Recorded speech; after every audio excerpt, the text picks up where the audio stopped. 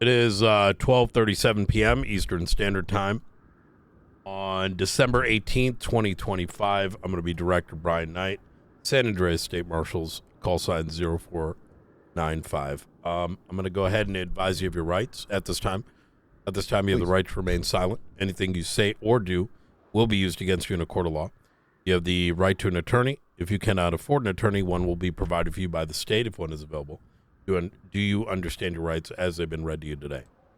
I do, and I am certain you don't mind me self-representing as a lawyer. Go right ahead. Absolutely. Of course. Okay. So I'm gonna be rather forthcoming. Would you like me to state my name and position for the record? Yes, absolutely, if you don't mind. Michael Razzle, elected magistrate with the Department of Justice.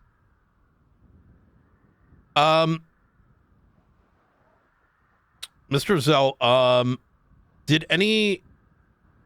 I know that, how long have you been serving in the Department of Justice? I want to say since about mid-October. So what would that put us at? Just over 2 months? 2 months and a day.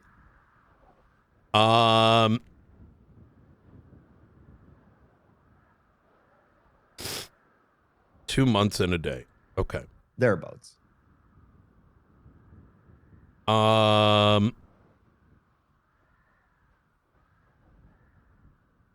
are your thoughts on corruption? Government corruption. Strong. I fired a chief of police for not rooting up corruption within his own department. Do you think corruption is on the rise or on the decline? Well, that is a loaded question that I do not have any evidence to back up this claim. But if I had to answer, I would say likely on the rise. Okay. What do you think the root of it is? And just in generalities. Weak-minded people.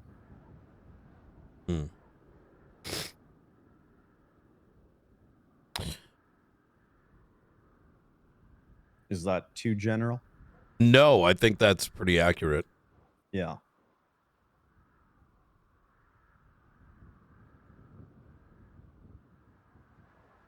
Look, I'm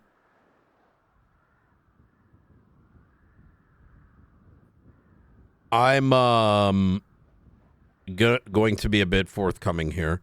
I don't really want to waste your time and my own. And I think did you receive a phone call from Misha Standell yesterday? I did. Yeah, I was do you mind if I pull out my phone just so I Sure. can be accurate? I was working on a subpoena review. Unfortunately, I don't have the time accurate, but it would have been between the hours of 11 a.m. and noon yesterday morning. 11 a.m. and noon yesterday morning. Okay. Yeah, thereabouts. I had clocked out at around 11:45. As I mentioned previously, I was called to an emergency situation back in Canada. So. Okay. What was the context of the conversation between you and Misha? Yes, Mr. Strandell called me and requested information. He told me that there was an explosion at a property that he owned, and he wanted information on that.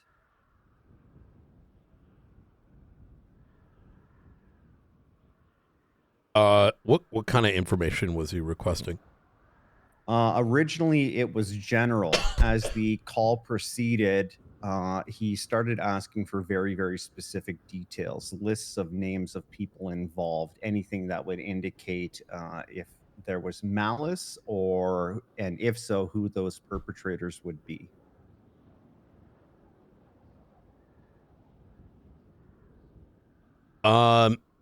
Did he ask for any forensics? I don't recall specifically if forensics were mentioned or not.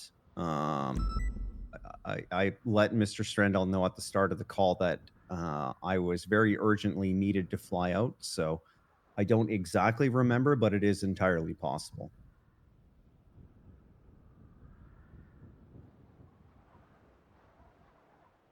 What made what made Misha confident to ask such a question of a magistrate? Well, I imagine the first motivation was that I was likely the only judge around and the only means by which he could potentially get that information. Secondly, Misha and I share a personal friend, Rolla Gamboa, who I go quite far back with as we used to be colleagues. I imagine he felt as though he could leverage that relationship to perhaps coerce information out of me.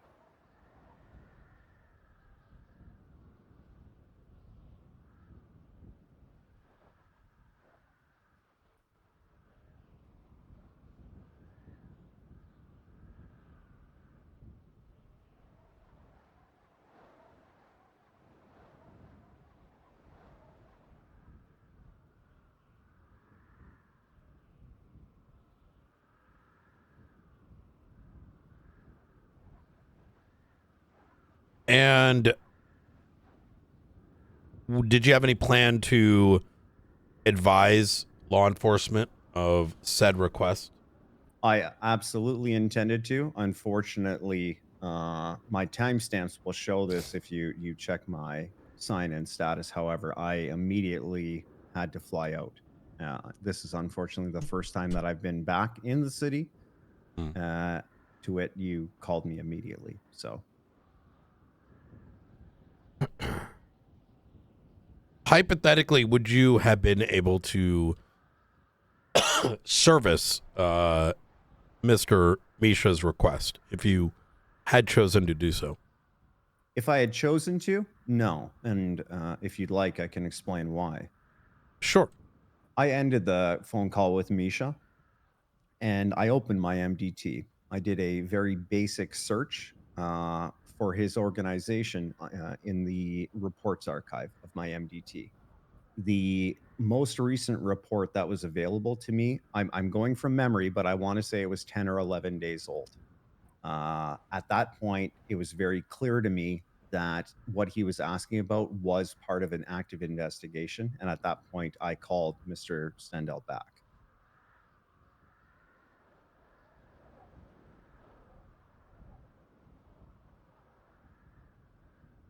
When you say search, what do you mean specifically?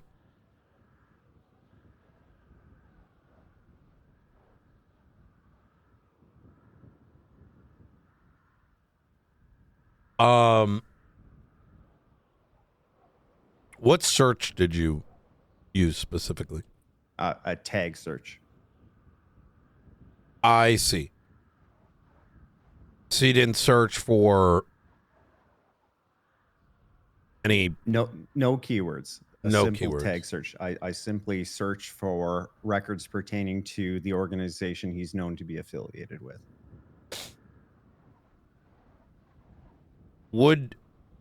So after having done the tag search, you noticed a report from 10 days ago. Is that Right. is that accurate? It was 10 or 11. And what was the tag? I don't even remember what the title was. Yeah, the title of the tag. Oh, the keyword, or pardon me, the tag search that I did. I believe it was Ravens or Ravens MC. Okay. And then when you called him back, what did you tell him exactly? I notified him that there were no reports available to me, and that if it was part of an active investigation, it would not be FOIAble until the investigation had concluded. I can carry on because there was an interesting comment, or I guess line of questioning that followed that.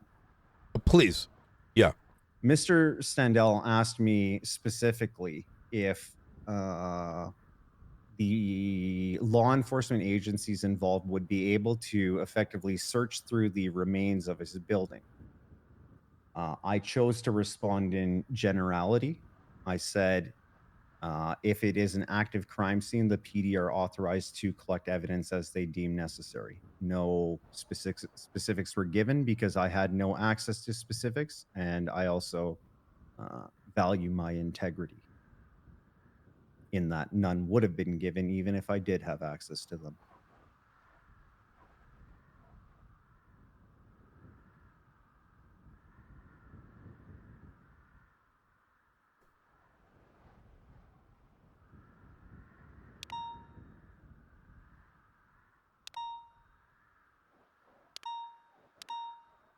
Is it typical for the DOJ to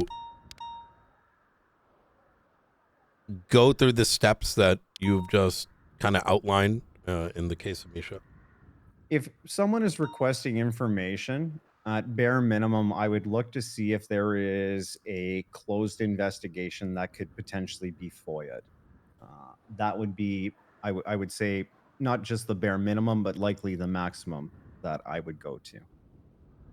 Okay.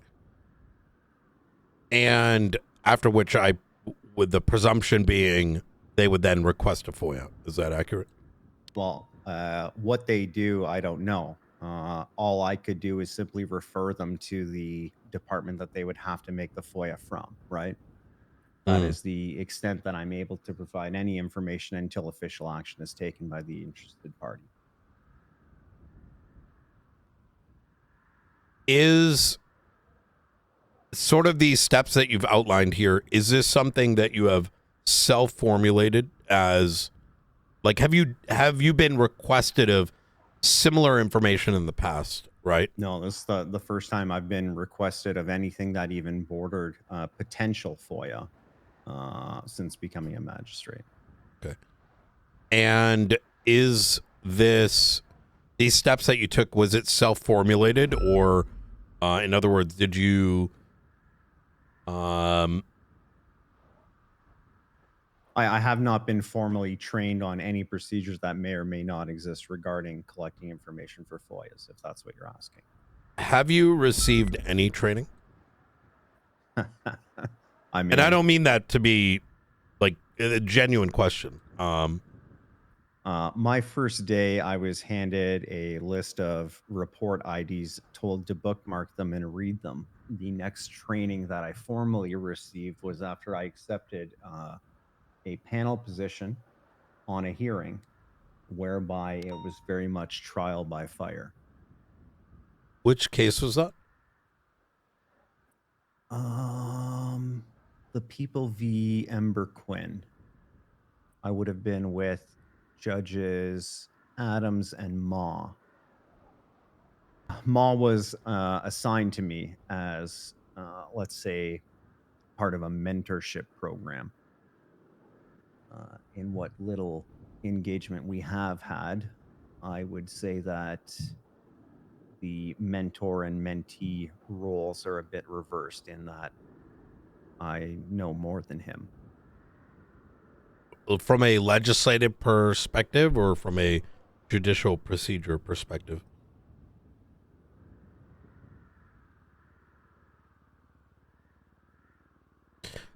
Sorry, from a judicial perspective. Sorry, one sec. Oh no, that was just a generality. A generality. So would you? So not specific to a judicial perspective or a. No. Okay. So you received a packet on the first day, and then trial by fire panel the next. Effectively on the job training, yes.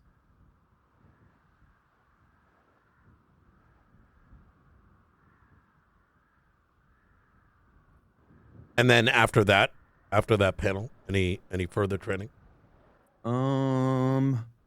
Training, no. It would all have been on the job. So, Razzle, you're going to do an expungement hearing, and I'm going to supervise you. Razzle, you're going to do this. Razzle, we need you to look at some legislation, so on and so forth.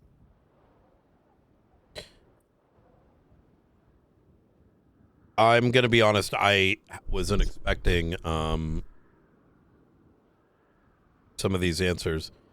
This doesn't sound like training to me.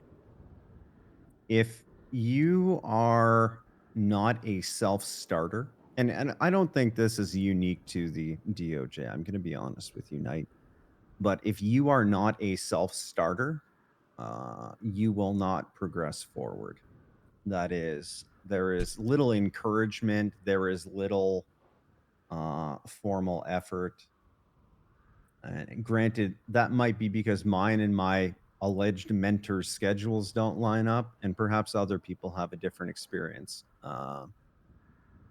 But yeah, I mean, I don't know that I've seen 3 of the 4 justices or engaged with them meaningfully in a professional matter in weeks.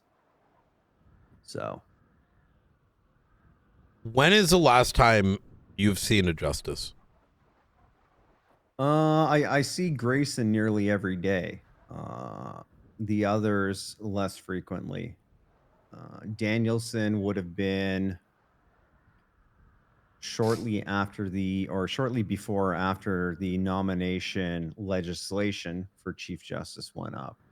The other 2 would have been the legislative authority meeting that took place up in Polito. Right. Yeah.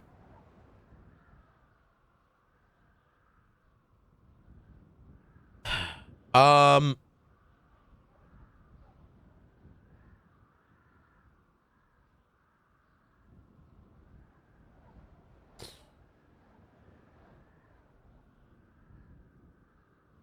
Throughout, so to kind of go back to the original question, Please. would it be accurate to say that you have not received any training as to how to service what would be the start of a formal records request?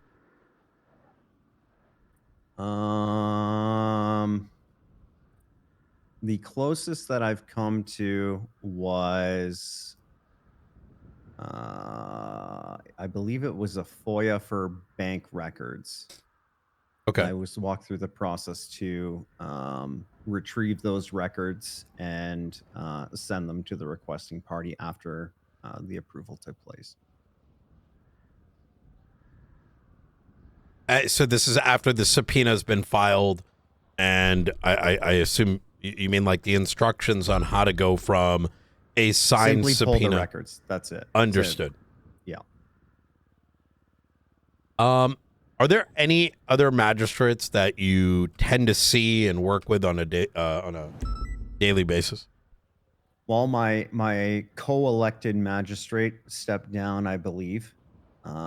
Angela Adams got promoted, but at the time she would have been the one that I likely engaged with the most on a near daily basis. Beyond that, I'm going to be completely blunt here. I don't even know who the fuck the other magistrates are. I see. And do you know if Angela Adams has received any training? I imagine so, just given her level of competency. She's been taken under the wing of Justice Danielson. Okay. And as such, her training might be a bit more serious than that delivered by Yilong Ma. When you say Yilong Ma, I've noticed you have kind of a bit of an opinion I just haven't there. seen him. I just I haven't seen see. him. Right. That's all. I got to push here. You I feel like there's a little bit more to that. With Ma? Yeah, only because you initially said a little bit back that you knew more than him. I like Ma quite a bit. I see. With Ma, and this is really no fault of his. If he's busy and we can't have our schedules align, that's not really anyone's fault. That's just life, right? Sorry about that. Yeah, it's okay. I believe I fused. You gotta have to become one. Let me see. Oh, yeah. You good? All right. Sorry, I just wanted to get inside. Yep. Understandable. So with Ma, I like Ma quite a bit. If our schedules can't align, that's not really his fault. I just think if I'm not receiving mentorship from the person who was assigned to me, that should have been recognized and alternate arrangements should have been made. But You may need to get a little more. There you go. Yep. yeah, So Yilong was the one assigned to you. Is that accurate? that's correct. Yeah. So I'm going to ask a bit of a pointed question. I wasn't actually initially expecting to go down this line of dialogue. However, I think it's very important for me to understand some of this to better. Please. How? Now, you've held a bar license for how long? God, probably close to a year. And okay, and in saying that, did you receive any formal training as a lawyer? Yeah. I articled under Sean Danielson when he was a lawyer. We did, I want to say, a couple self reps and whatnot, said very, very basic stuff.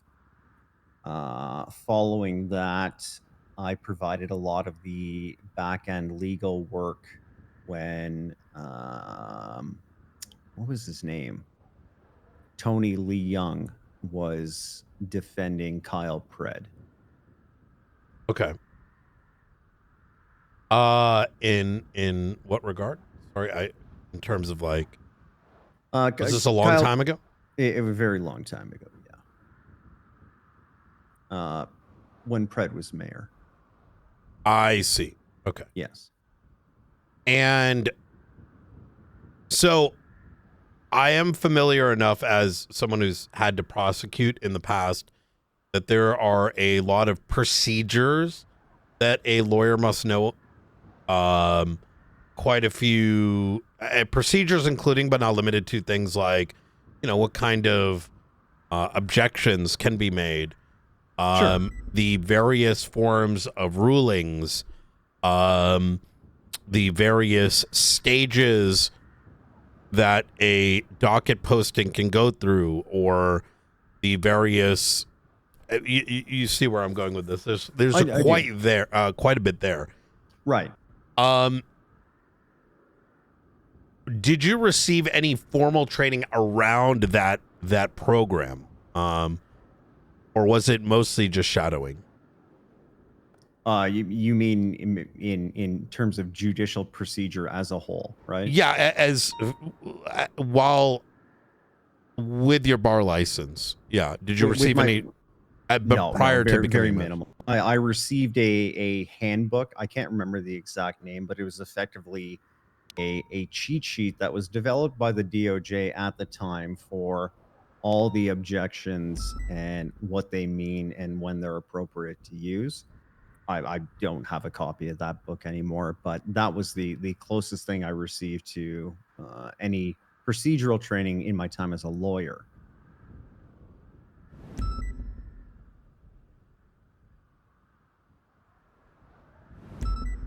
Okay. I'm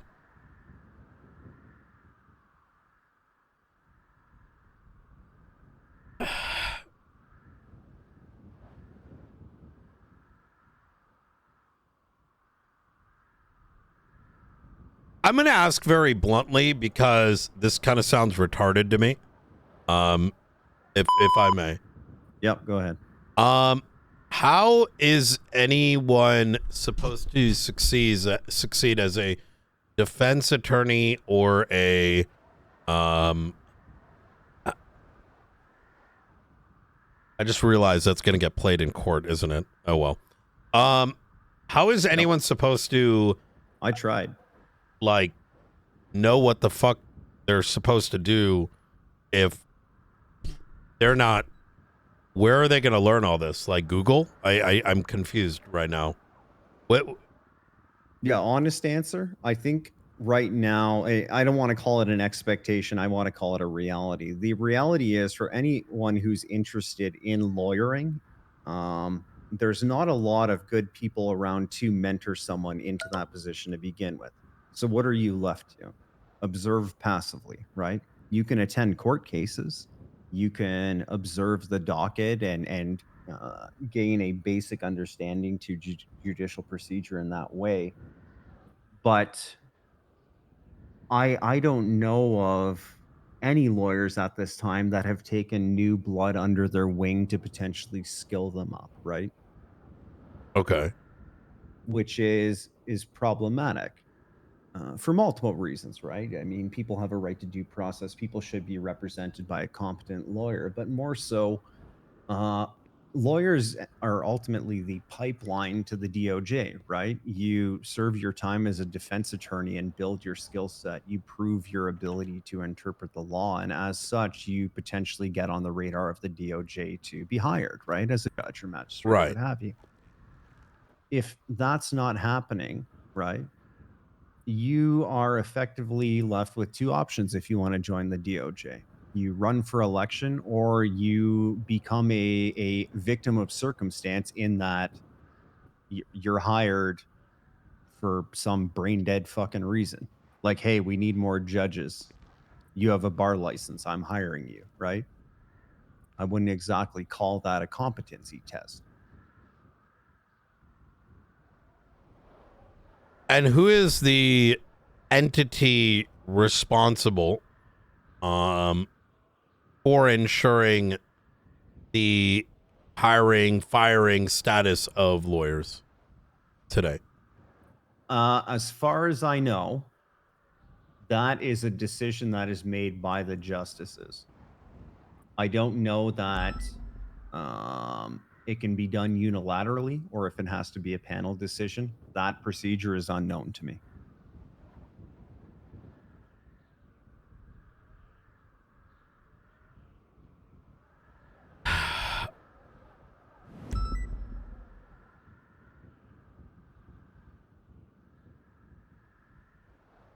Don't even get me started on the panel of four.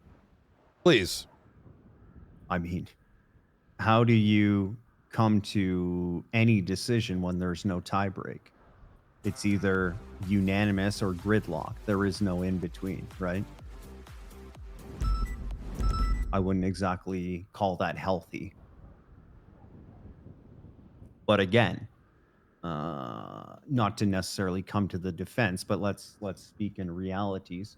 Looking at the roster of lawyers and judges throughout the state of San Andreas, who exactly is fit to become that tie break? You mean If they were to go to five, right, and have a tie breaking vote, right.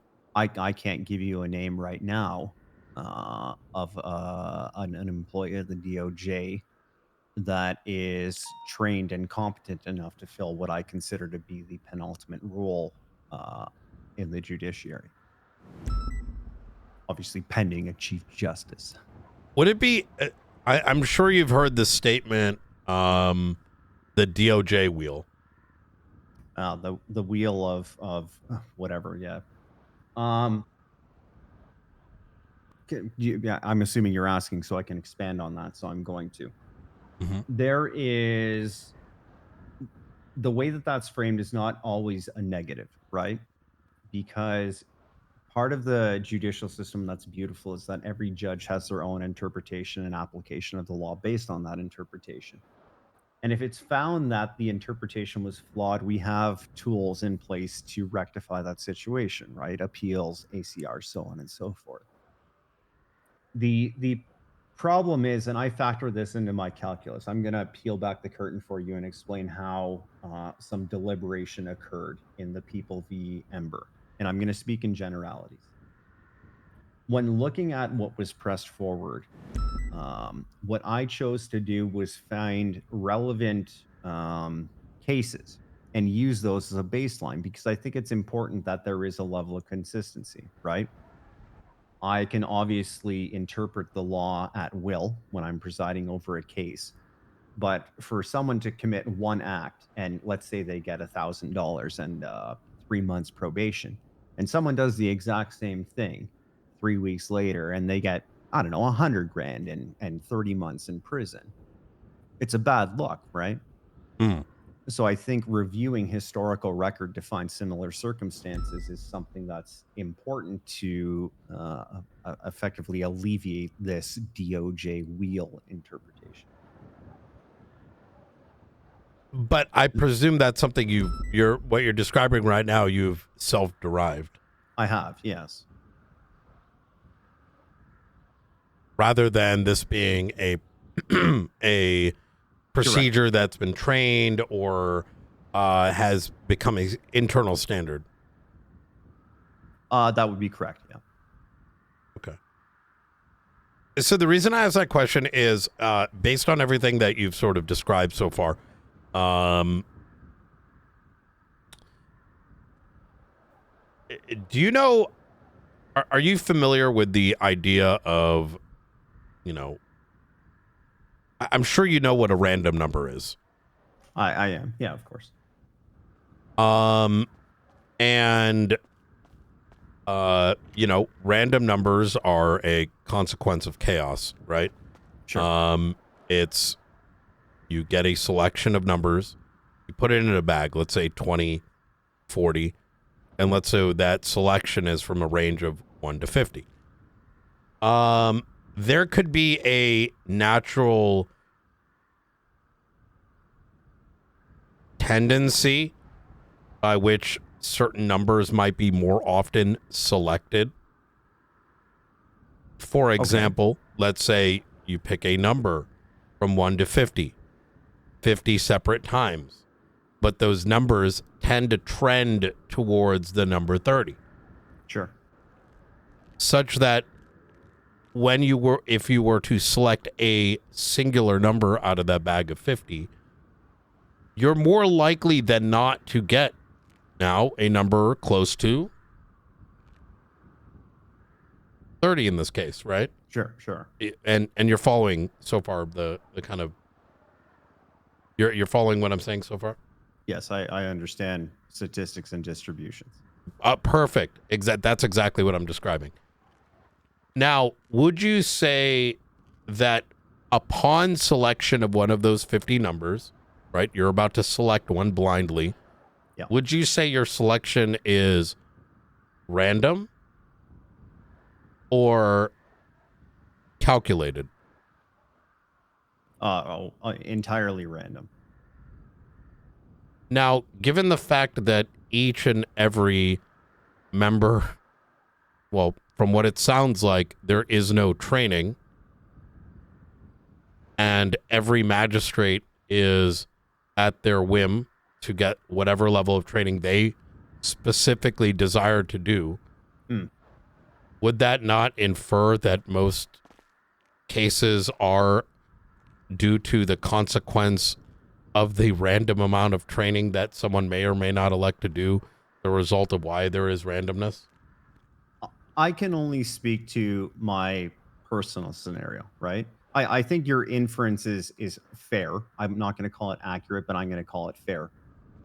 In my case, and you can look at the docket if you'd like this corroborated, but because I do not feel entirely confident, I only put myself forward for panel hearings. So I know that I have other judges available to, number one, coach me in the moment if necessary, but number two, that I can learn from observation, right? That's not always the case. Uh, some judges, I imagine, check a couple procedural boxes and are then encouraged to take a case of their own. There is a level of sign off that occurs, right? As a magistrate, you can only take bench hearings, like traffic court and whatnot, without approval. So in that moment, there is a check and balance. How rigorous that check and balance is, I can't tell you because I've never requested to oversee a hearing by myself. But there is that check and balance in place. Check and balance being that there is someone who can monitor your decision making in the panel? Sorry. So no. Check and balance in that if a magistrate, let's say, wants to oversee a trial, like a docket posting in a trial, they have to seek approval from a justice. Now, in my mind, a justice would then assess the competency of the magistrate and determine whether or not they are sufficiently prepared to oversee the hearing, right? That's the check and balance that I'm referring to. I see. But now, my choice to only participate in panel hearings is, again, a self-regulated decision. Until I feel confident in my judicial understanding, I'm not going to take a case solo dolo. And maybe this was kind of lost on me, but what is the litmus test? Because I've never asked. I'm sorry? I've never asked. I've never asked to oversee a hearing by myself. But my best guess is it has to do with reps, right?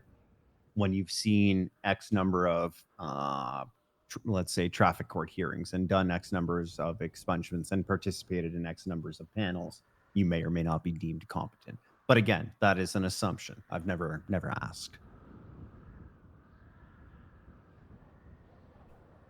But you haven't been told either. Not that I can recall. And the reason I highlighted in that particular way is, and this might be just like a poor understanding on my part, but without knowing what bar you need to reach, and for your personal circumstance, you may not have like interest in going beyond becoming a magistrate, but not having, in my mind, let me apply this to, let's say, law enforcement or quite frankly, any other career.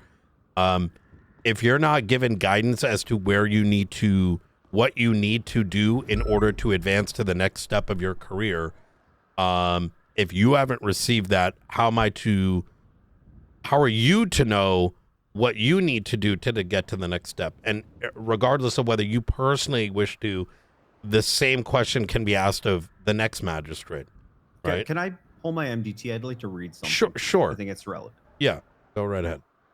I was approached by a person who was seeking nomination for the Chief Justice position, and they shared with me their platform. It was a written document, right? And one of the points that they made was judicial training. And I'm gonna read what they wrote for you. They said the current process for training judges isn't working, and hoping that talent will show itself is not enough. The judiciary needs to take an active role in uplifting training and providing resources to its own members, blah, blah, blah, blah, blah. And I provided a response, and it's the response that is important. Where was this posting? What is this? This is a report that was shared with me that documented this potential candidate's platform. As for magistrate, I assume? For Chief Justice. Ah, gotcha. Yes. Okay. Now, my response to that was that even just a documented roadmap that a new judge can progress through would be more than what I've received now. And why I bring that up is because it's very much to your point, right? Without knowing where the goalposts are, you're shooting blind. You don't really know if you're progressing. You might be working, you might be active, but you don't really know what the target is. And without that, it can be disheartening. Well, of course. Yeah, I mean, you could be treading a path that actually is not what is being sought after. Sure. And you know, at the time that I made that comment, I still hadn't reviewed a subpoena or a warrant or anything like that. I don't know that I'd even done an expungement, but I had already done a panel hearing for weapons and drugs charges. It seemed a little backwards to me, right? I think with all jobs, there's a logical flow and progression and training that occurs, and that's what results in that solid foundation that leads to progression, but leads to that solid base that you need.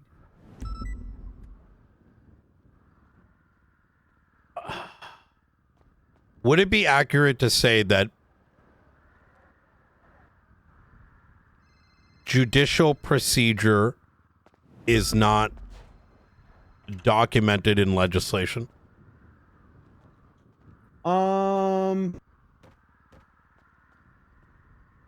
Procedure is more regulated through SOP. There is some procedure that is Agreed. documented in legislation. Judicial powers position, so on and so forth, effectively establishes the scope of each position within the DOJ. But in terms of procedure, you can either review existing legislation, which may have some procedural steps in it, which I think is stupid, or you can refer to SOPs. Well, where I'm driving here is I'm not a judge, but once again, I'm familiar enough with the prosecutorial process that there are a lot of concepts that I'm, I've had to familiarize myself with. Sure. And let's use an example. Are you aware whether or not an affirmative what a affirmative defense is and where that has been documented? Documentation, no, but I am aware of what a affirmative defense is. And how did you learn what affirmative defense is?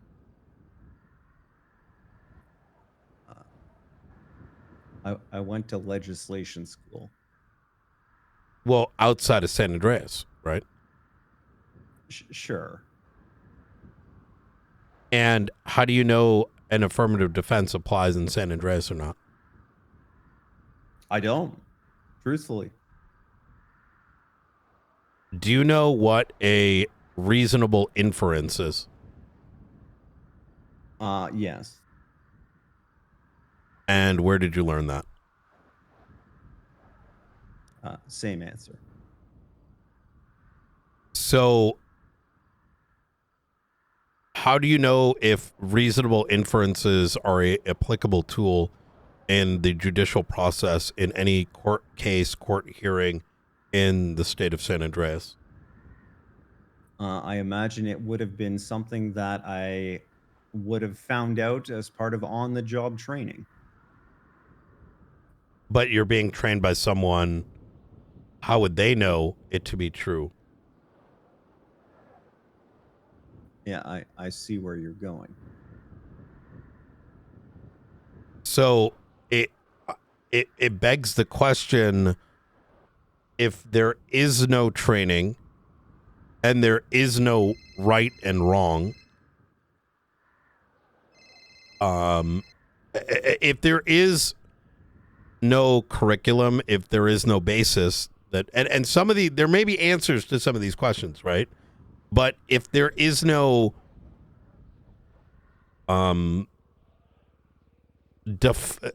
if these things are not defined and your learnings are outside of this system, because we're loosely based on a U.S. judicial system, but we have our own legislation, we have our own procedures. Like, of course, if I wrote most of it. Well, there you go.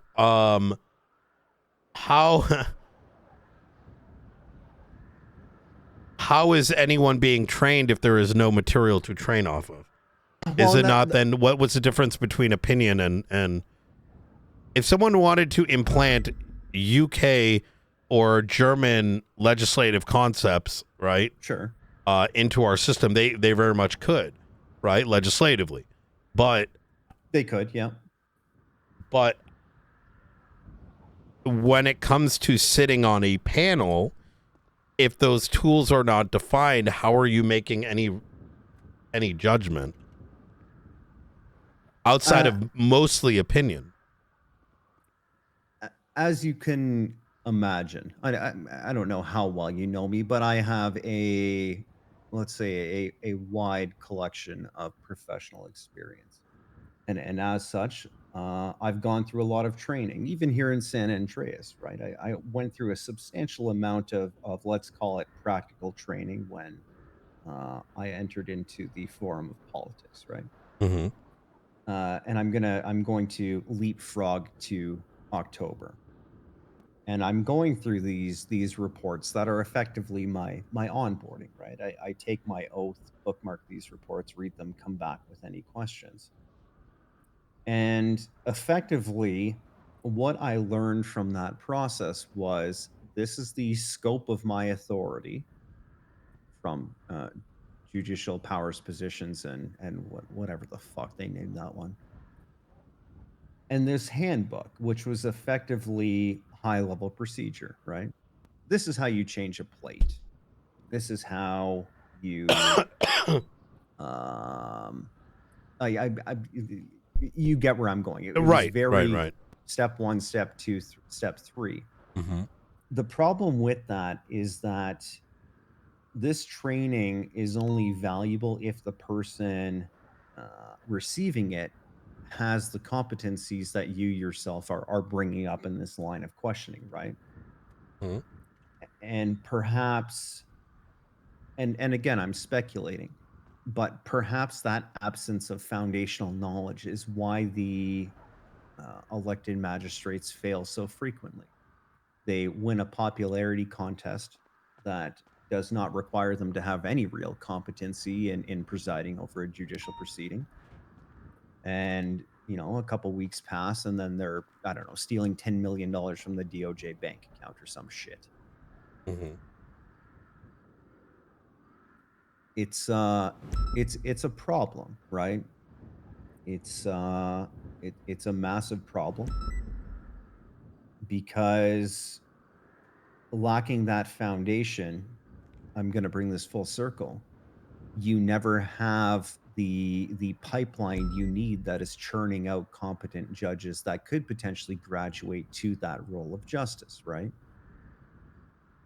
You have people who understand procedure, but decorum in a courtroom is a small portion of what being a judge is, right? I mean, you could teach a monkey to oversee a courtroom. Yeah, but how would they? I'm not even sure at this point, based on this conversation alone, how that anyone would know what procedure is. What Well, there? no, I mean, when there I was a say you, ruling just the 3 weeks ago on the ADMC case where 3 people sat on a panel and made a ruling that inherently doesn't exist. I'm not familiar, I'll be honest, but I'm going to take you at your word. But I think again that's really a symptom of where you're going with your questioning. Is that you can teach a judge procedure, but lacking that foundational knowledge, right? The intricacies of judicial discretion, interpretation, and so on. That's how you end up with rulings like that, right? It's a fucking vibes based deliberation and ruling. Hmm.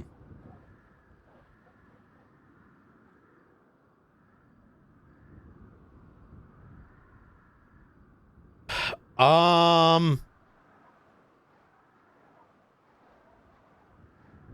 Huh.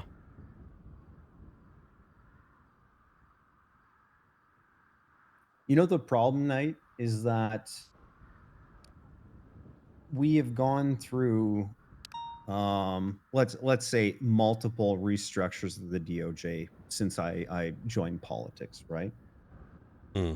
And I think that while the cast and crew has changed, the core issue, and I want to drive home the fact that what you're talking about today, this upskilling and onboarding and training, this core issue has never been rectified. And it doesn't even start within the DOJ. It starts with lawyers. It starts with understanding your rights. Even the PD play a massive role uh, in this, and it's something that's never been systemically corrected. Creating a handbook of procedure, I mean, it's a good attempt. It's A for effort, but I didn't learn shit from this about judicial interpretation. I think if someone was elected to magistrate that didn't have my body of work, right, in terms of effectively building up this legal system, the very pen that drafted the majority of the legislation that you yourself police, uh, I mean, if I didn't have that, truthfully, I would have stepped down a week into being elected, and that's the honest to God truth.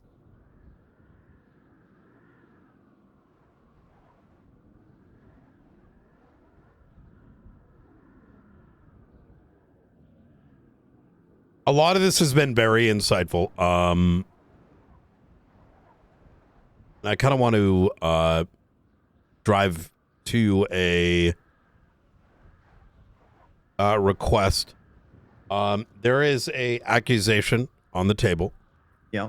that so firstly I will say that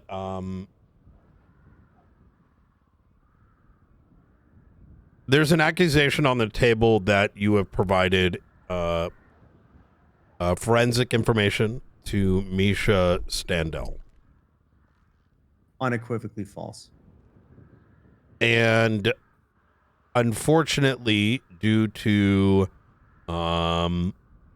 just kind of, and this is my opinion, rampant corruption in all legs of government, primarily because we hire on individuals that could barely function as greeters at Walmart. Fair. Regardless of what.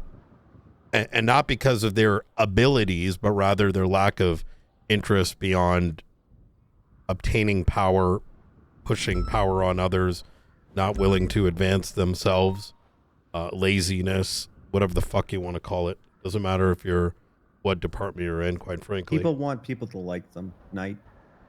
That's what I mean when I say weak-minded individuals. But as a consequence of this all, and there's been a series of leaks, so much so that we can't even really handle it within SASM. Primarily because most of these actors will act very naive about what it is that they're doing. Quite frankly, knowing full well that there would never be any forensic evidence or anything that would even allow outside of an admission for any member of law enforcement, SASM or otherwise, to be able to reach the bar of probable cause. And they live in that area of gray, acting as though they are leaving behind any sense of, opportunity to be caught. And it's fucking disgusting and it's fucking sick. In my mind, as you were talking, all that was rattling around was disgusting behavior. I agree unequivocally. And quite frankly, I've had enough. I think a lot of people have had enough. Some probably have said they've had enough, but do the very same thing. But times are changing. And the unfortunate thing here is, as I sit across the table from you, as I have with others, and I've had this conversation with Faulkner as well, is that the shitty thing here is that if you are innocent or if you are guilty, no one would know any better. Because your word alone would not be enough. I'm going to request your tablet and your login credentials. Sure. And I would like to hand that over to our IT department. And if you don't mind, I'm going to process it in the back here. Yeah. With your permission, of course. Of course. Awesome. Now, keep in mind that this will not do anything other than, check your transaction logs. By all means. Thank you very much. We're going to go ahead and pause the recording here at 1:31 p.m. Eastern Standard Time.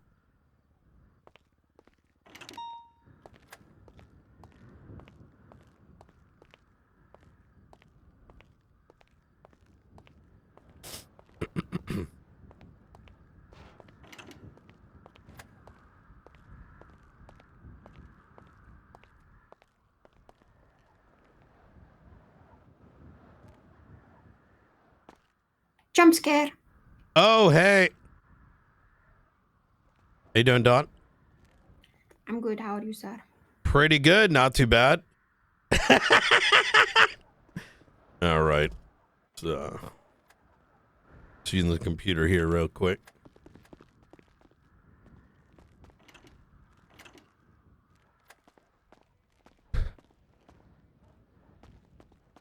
I'm going back to decorating. I feel like there was something that Kane wanted me to tell you, but now I can't remember. Oh.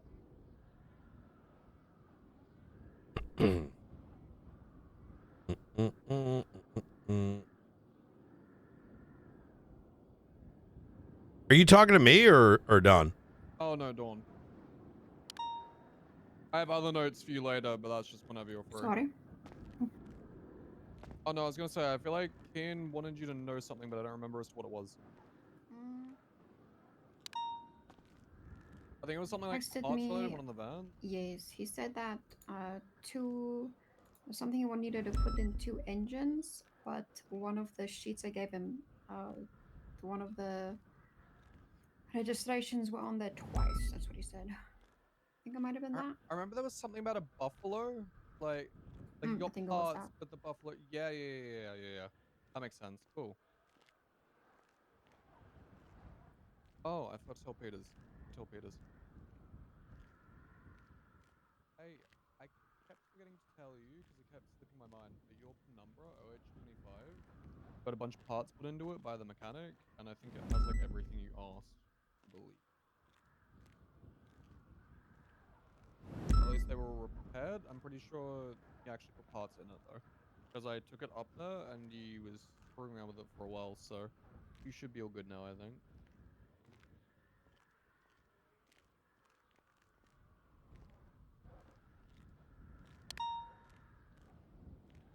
I don't know if you got the engine or not, but you know. Cool. Alright, cool. Yep.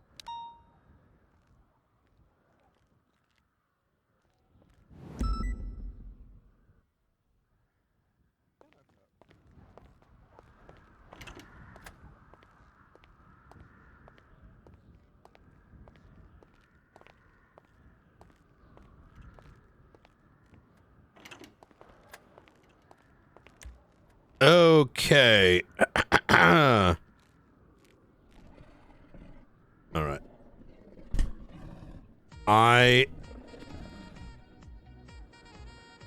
I'm going to go ahead and resume the recording here at 1:35 p.m. Eastern Standard Time.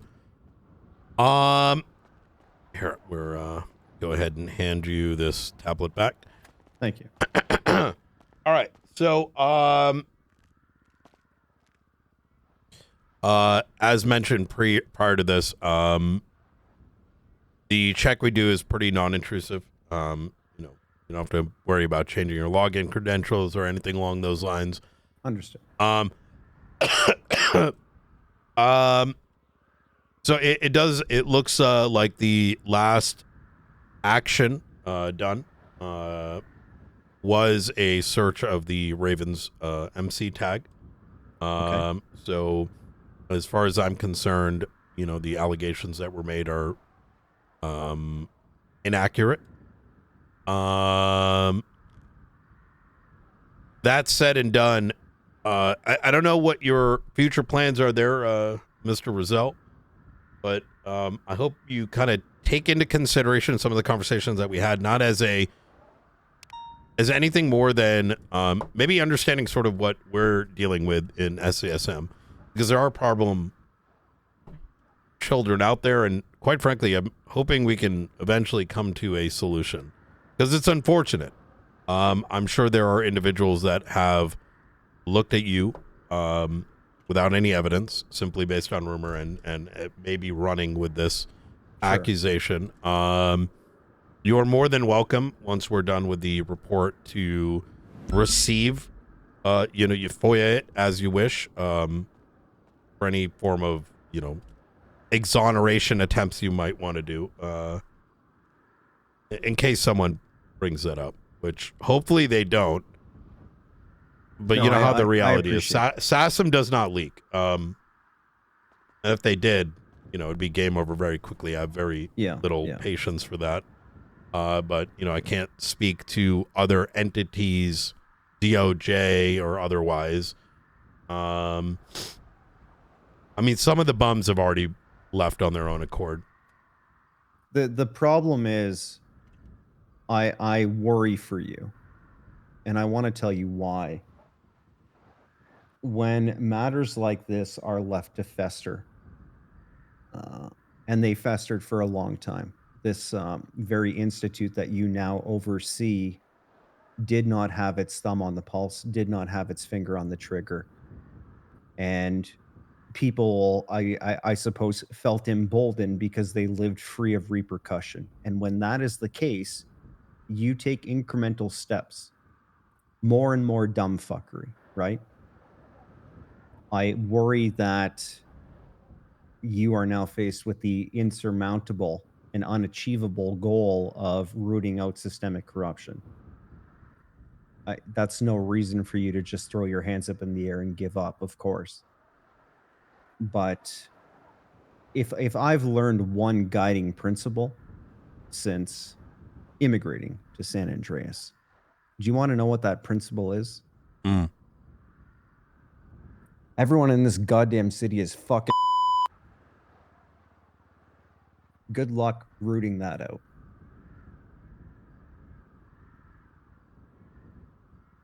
The beauty of the thing is, well,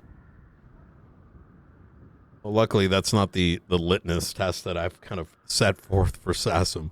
Yeah. I mean, we're not a mommy daddy service, right?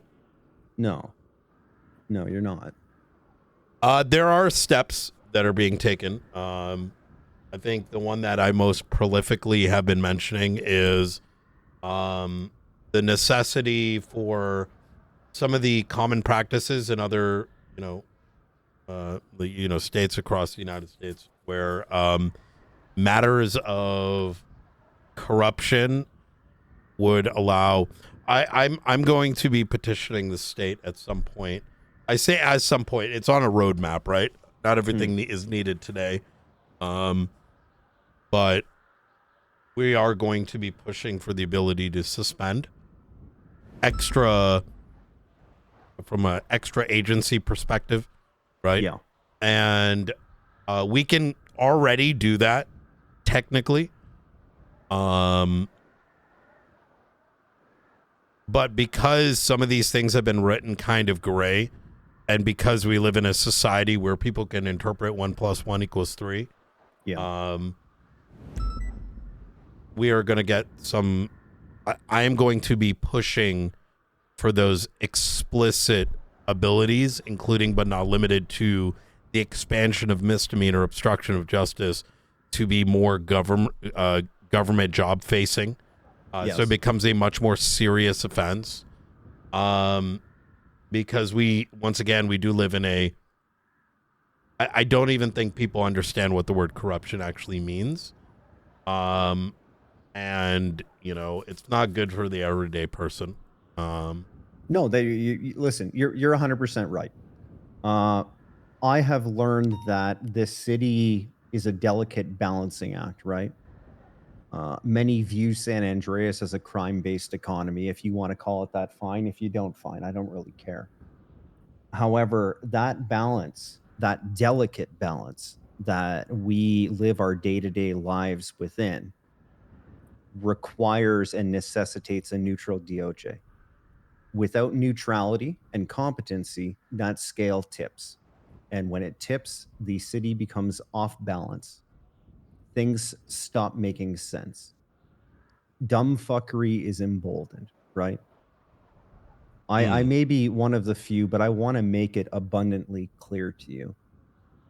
I take my oath of office very, very seriously. And I understand why the DOJ is important. I think many of my colleagues and many government employees in this city view their job as important because it, number one, carries authority, and number two, it comes with a paycheck. I could care less about any of that shit, Knight. I understand that that balance must be maintained, and I live and breathe that belief every fucking day. Balance is good. Necessary. Not good, necessary. Do you have any questions for me? No, none at all. Okay. All right. Fantastic. Well, thank you so much for your time. Mr. Razzle, we'll be ending the recording here at 1:42 p.m. Eastern Standard Time. Thank you, Dirk.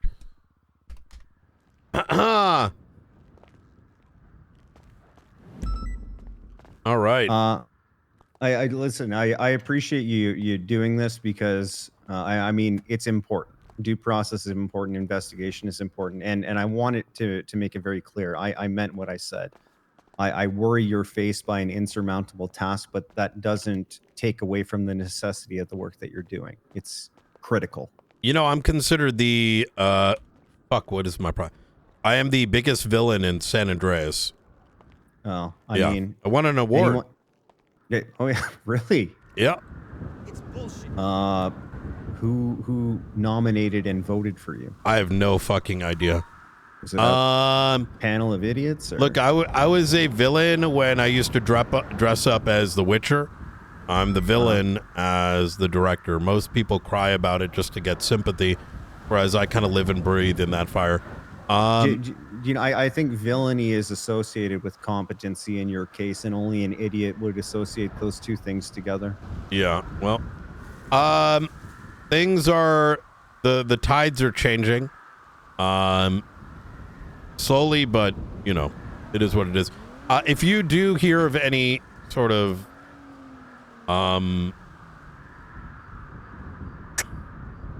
tomfoolery, please do let me know. And trust me when I say I'm very aware of some of the individuals that have been doing things. It's just like I said, they know full well, or they're too stupid to admit that what they're doing is playing with a very dangerous fire. You know what I mean? So I think while we have a short history, you know from experience that when things didn't smell right, I make an effort to reach out. The plane, when things were awry with this whole nomination process, when something doesn't pass the smell test to me, there's a duty to notify. So okay, yeah, easy. I appreciate it, Knight. All right, I appreciate it. You take care. Bye bye. You too. All right. So he did not leak anything. Real quick. Yeah. Just Sergeant Major's right here, so. Oh, yeah. No, it's fine for him